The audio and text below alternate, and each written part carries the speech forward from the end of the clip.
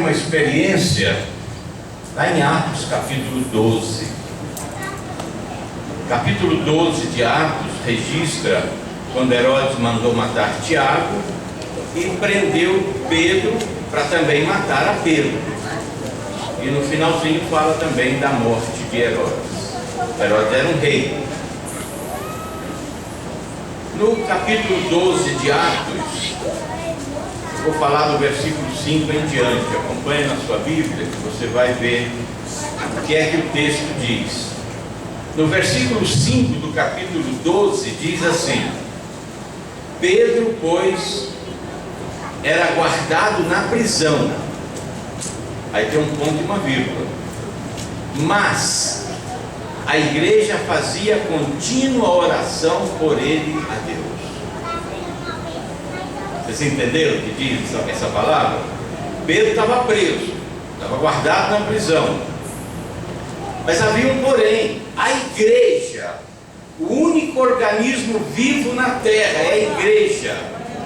O único organismo que tem poderes nas regiões celestiais para destronar principado, potestade, para lutar contra o inferno, é só a igreja quem tem o poder.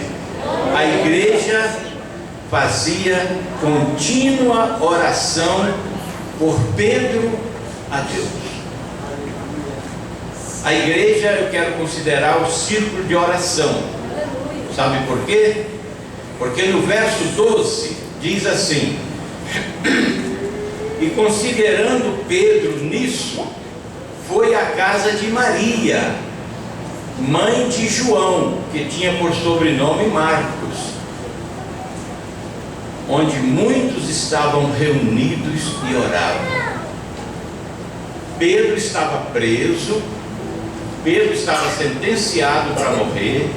O rei já havia mandado matar o Tiago, irmão de João, e prendeu a Pedro e vai matar Pedro. Isso na cabeça do rei Herodes. Vou esperar passar a Páscoa e vamos matar Pedro também, porque se levantou contra a igreja. E Herodes queria matar Pedro. Mas a igreja reuniu na casa da irmã Maria. O círculo de oração correu para lá. Ei, Pedro está na cadeia, querem matar o Pedro. Não, vamos levantar um clamor. E oravam, e como a Bíblia diz, era contínua oração por Pedro a Deus. E Pedro está preso. Pedro, quando sai da cadeia, que o anjo vai lá e solta ele, não vou entrar nos detalhes para resumir o tempo. Pedro sai da cadeia, onde ele quer ir? Onde o círculo de oração está reunido, na casa da irmã Maria. Correr para lá, e Pedro vai. Meus amados, acompanha comigo o raciocínio, por favor. Acompanha comigo o raciocínio. Pedro foi para a casa da irmã Maria. Na casa da irmã Maria tem uma reunião de oração.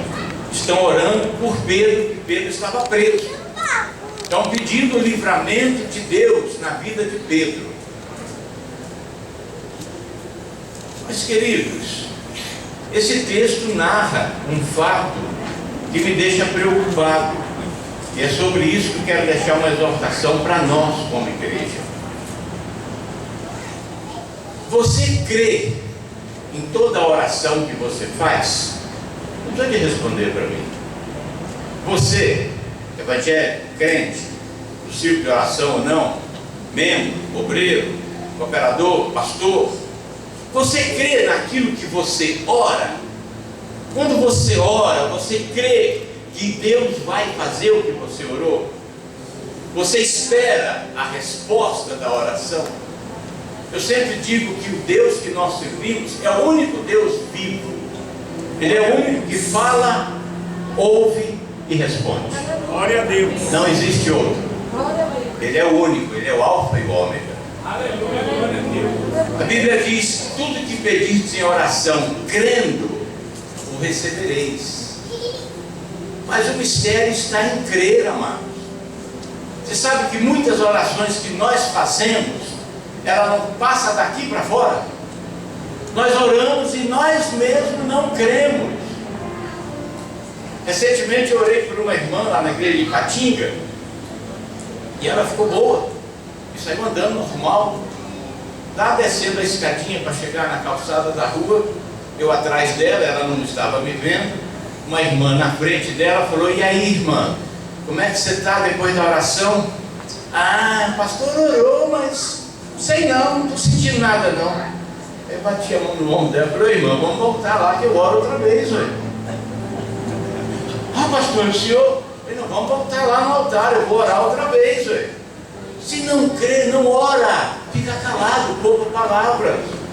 Se não crê, não pede. Para que pedir se não crê, se não acredita? Se pediu, recebe. Recebe, porque o Deus que nós oramos a Ele, Ele traz à existência as coisas que não existem. Ele chama as que não são como se já fossem. Glória a Deus. Ele é o Deus que criou tudo. Resumindo, criou tudo: céus, terra, astros, estrelas, rios, mares, os planetas, as galáxias, tudo. Tudo é Ele quem criou.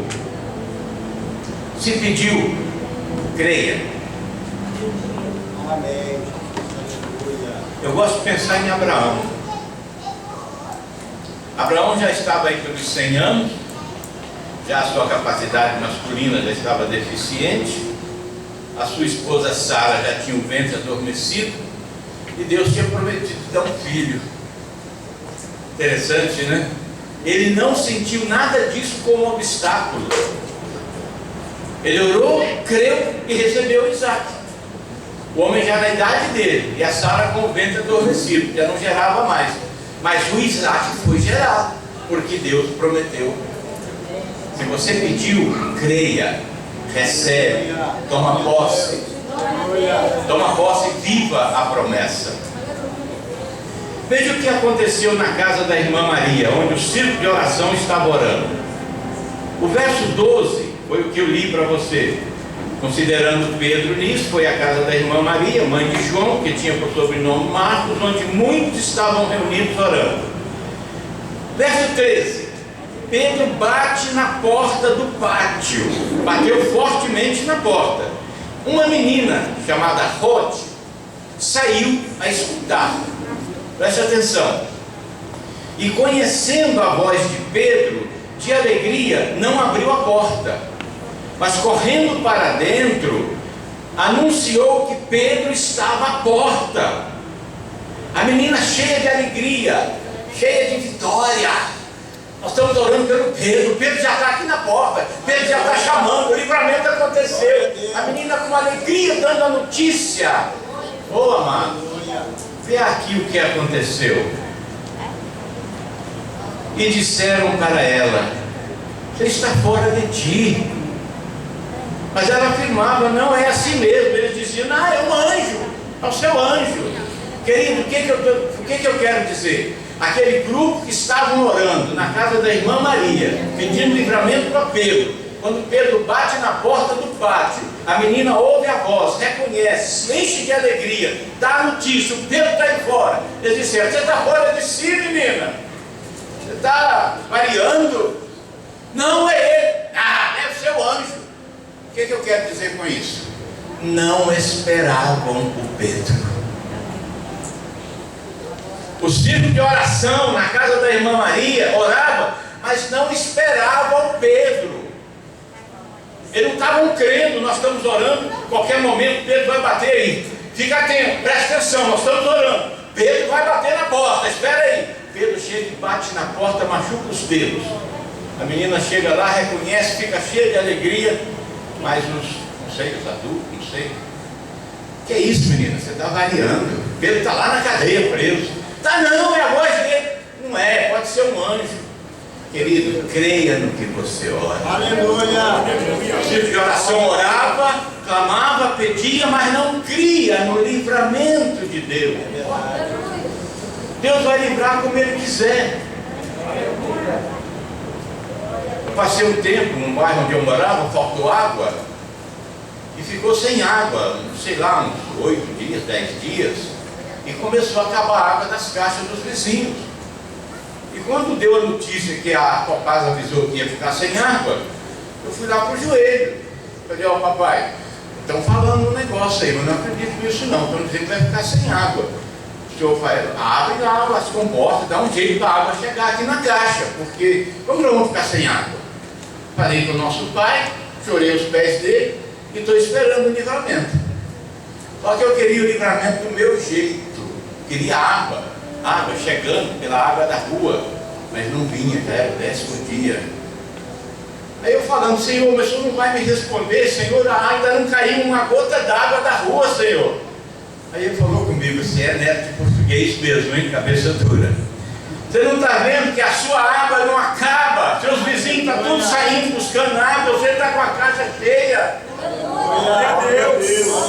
A sua água não acabou até hoje, a sua caixa está cheia, eu estou cuidando dela. Porque eu pensava que o livramento era de outro jeito. E nós fazemos isso, nós queremos que Deus livre do jeito que nós achamos que Ele é. E Deus faz do jeito que Ele sabe que é. Pedro já está solto, já está livre, já não está mais na cadeia. Mas o círculo de oração não acreditou não. Essa menina está variando, coitada. Pedro está lá. Não, Pedro já está solto. Glória a Deus. Creia, irmãos, naquilo que você ora. Eu quero deixar um outro exemplo aqui também. Hoje eu quero deixar 3 exemplos, né? Conforme o Senhor me deu, eu estou passando para a igreja. Lá em Marcos, capítulo 5, 7, melhor, né? Marcos, capítulo 7. Tem uma passagem que diz que Jesus andou por cima do mar. Logo quando Jesus multiplicou aqueles pães, aqueles peixes e alimentou a multidão, Jesus mandou os discípulos entrar num barco, passar para o outro lado, a Betsaida, e ele ia despedir a multidão. E ele despediu a multidão e foi para o monte orar. E a Bíblia diz que veio à tarde, o barco estava no meio do mar, e Jesus lá no monte orando. E no versículo 48, capítulo 7 do Evangelho segundo Marcos, verso 48, a Bíblia diz que, vendo que se fatigavam a remar, porque o vento lhes era contrário, perto da 4ª vigília da noite, aproximou-se deles, andando sobre o mar, e queria passar adiante deles. Preste atenção nessa segunda experiência. Eu estou falando da primeira experiência do círculo de oração. A segunda, os apóstolos, os discípulos que andavam com Jesus, os discípulos que anoitecia, amanhecia com Ele, os discípulos que acabaram de ver no capítulo 4 do mesmo Evangelho de Marcos, fala que Jesus apaziguou uma tempestade. Diz que ele estava dormindo lá no barco, eles acordaram ele com medo, dizendo, não te importa que vamos perecer? E ele levanta e chega na beira do barco e ele fala assim, cala-te, aquieta-te. E o vento aquietou e houve grande bonança. E os discípulos viram e ouviram. E você quer ainda ficar um pouco mais crente? Segundo a tradição judaica, escritos paralelos, diz que Jesus não abriu a boca. Ele levantou de onde ele estava, chegou na beira do barco, ele fez assim, ó.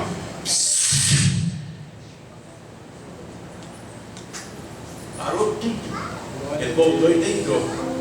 Aí os discípulos começaram a perguntar, que homem é este? Que homem é este? Que o mar e o vento obedecem a ele. Eles acabaram de viver essa experiência com Jesus no capítulo 4. No capítulo 7, Jesus prova eles, manda entrar no barco e para o outro lado. E vem uma tempestade contra a direção que Jesus mandou ir. Jesus manda entrar na tempestade de vez em quando, irmão. Jesus fala, vai para lá, essa direção, pode ir. E ele sopra a tempestade de lá para cá, que ele quer ver a nossa reação no meio da tempestade. Nós não somos cristãos? Nós não somos discípulos de Jesus? Nós não somos que creem? Ele quer ver a nossa reação. É verdade. Nessa passagem do capítulo 7, a Bíblia diz que eles estavam no meio do mar remando contra o vento soprava ao contrário, e eles remando para cá, e já era a quarta vigília da noite, e nada acontecia. E cadê Jesus? Jesus foi lá, mandou eles entrar no barco e passar para o outro lado.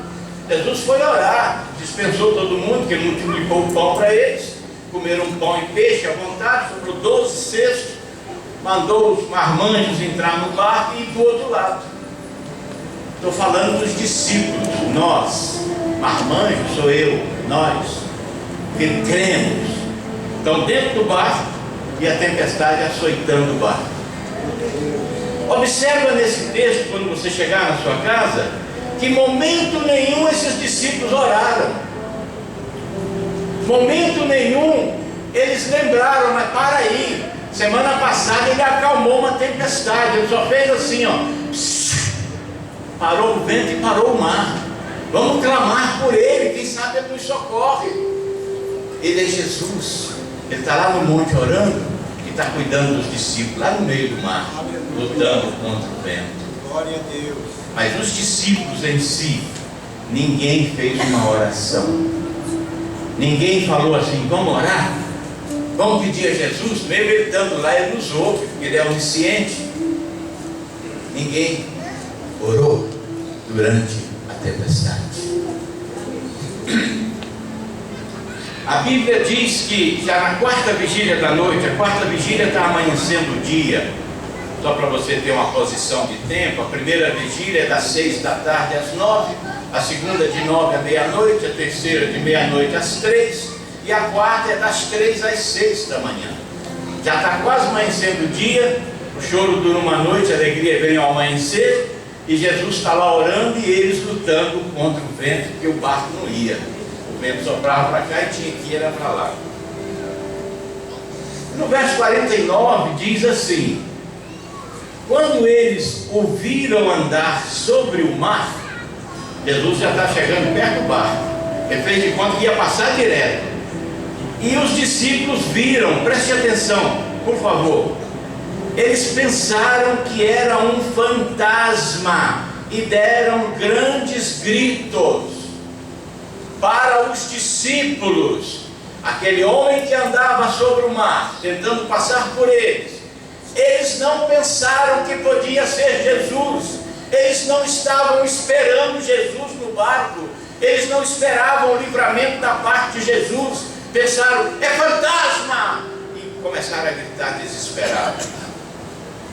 Querido, às vezes nós nos vemos assim, nós, membros da igreja, pastores, líderes, crente, cristão, círculo de oração, círculo dos homens, das mulheres, às vezes nós estamos no meio de tempestade e o vento sopra, e é para ir para lá e o vento sopra para cá, e a situação fica tão apertada, tão difícil, que a gente nem lembra de orar. Foi o que aconteceu com os discípulos. Esqueceram que esse mesmo Jesus apaziguou uma tempestade semana passada, e eles viram e ainda perguntaram, que homem é este? O vento obedece ele, o mar obedece ele, esse homem é o nosso Deus. Esse homem é o homem de Nazaré. Glória a Deus.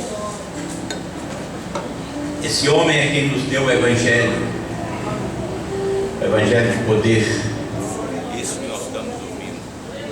Aleluia. Parece que pagou viva. Fui eu que apertei alguma coisa.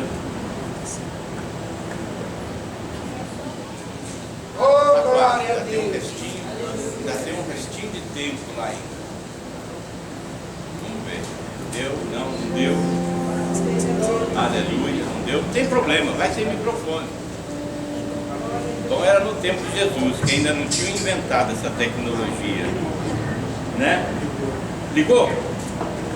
Vamos ver. Alô? Alô? Alô? Oh, glória a Deus. Ele tem até assusta a gente, né?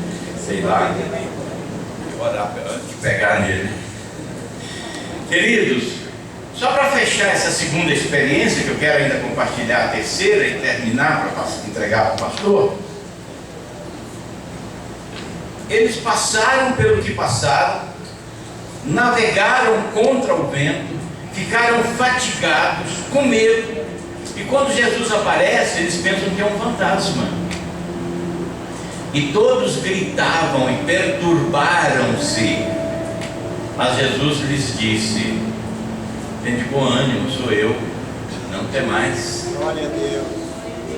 Eu quero te perguntar, a Bíblia não diz que eles estavam esperando por Jesus. Nenhum dos discípulos que estavam naquele barco, que presenciaram um grande milagre de 5 pães e 2 peixes, alimentando mais de 20 mil pessoas, eles viram o homem do milagre, é o Deus vivo, e agora no momento da tempestade eles não lembraram dele, não pediu socorro a ele é o socorro bem presente. Isso eu quero trazer para a nossa experiência, amados. Às vezes nós, igreja, passamos por momentos assim, momentos em que a situação ficou difícil. Está difícil na família, na saúde, no emprego, nas finanças, na relação conjugal. E às vezes não lembra de dobrar os joelhos e falar: Senhor, me socorre. Tem que pedir socorro, amado. Glória a Deus. Aí Jesus entra no barco. Acho a coisa mais linda esse versículo 51. E subiu Jesus para o barco para estar com eles, e o vento se aquietou. O vento não pode ver Jesus. O vento já estava com medo. Uma semana atrás Jesus fez assim, ó. Glória a Deus. Quando o vento viu Jesus entrar no barco dos discípulos, que não oraram, não pediram, mas ele foi porque ele é Jesus. Ele é bom, ele é misericordioso, ele nos socorre, ele é o socorro presente no momento de angústia. Aí ele sobe no barco. Quando ele acaba de entrar no barco, o vento cessou. E Jesus sentou no barco para estar com eles. Que lindo, né? 2 experiências. Os discípulos não lembraram de Jesus, não pediu socorro, não orou. O círculo de oração orava, clamava, mas não cria. Quando Pedro bate na porta, eles assustam. Chama a menina de doida. Essa menina está variando. Que isso? Pedro está preso. Não, eu tenho certeza, é ele, a voz dele. Deve ser o anjo dele. Abre a porta, é o Pedro. 2 experiências. E a terceira experiência, eu vou fechar com o Evangelho segundo João. Evangelho segundo João, no capítulo 9. Você já sabe até de quem que eu vou falar, né? Quem sabe? Capítulo 9, João fala sobre... Tem que trazer todo mundo para a escola bíblica mesmo, pastor. Ninguém quis levantar a mão não, né? Fala do cego de nascença, um homem que nasceu cego. Esse homem nasceu cego, ele nunca viu antes, ele nasceu cego. E esse capítulo 9 do Evangelho segundo João fala desse cego. E o capítulo narra, no versículo 6, diz assim: tendo Jesus dito isso, cuspiu na terra e com a saliva fez lodo e untou com lodo os olhos do cego. Um homem que nasceu cego, já tinha mais de 30 anos, não conhecia Jesus, nunca tinha ouvido falar de Jesus, não sabia quem era Jesus. Jesus passa perto dele, ele está sentado mendigando. Jesus faz ali uma paradinha, cospe a saliva lá no chão, mistura um lodozinho do barro, esfrega nos olhos dele. Ele não sabe quem é, não sabe para quê nem porquê. Aí Jesus fala com ele assim, ó, veja que lindo, o verso 7. Vai, lava-te no tanque de Siloé, que significa o enviado. Foi, pois, e lavou e voltou vendo. Ei, esse homem nunca viu Jesus, ele nasceu cego. Nunca ouviu de Jesus, não sabe quem é Jesus. Jesus põe um barro no rosto dele, nos olhos dele, e dá uma ordem. Vai lá no tanque de Siloé, lava seus olhos. Só isso que Jesus prometeu. Não prometeu, deixa eu corrigir, foi isso que ele ordenou.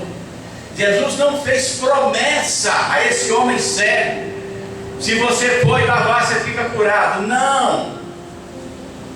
Jesus pôs o lodo nos olhos e disse: vai-te e lava no tanque de Siloé.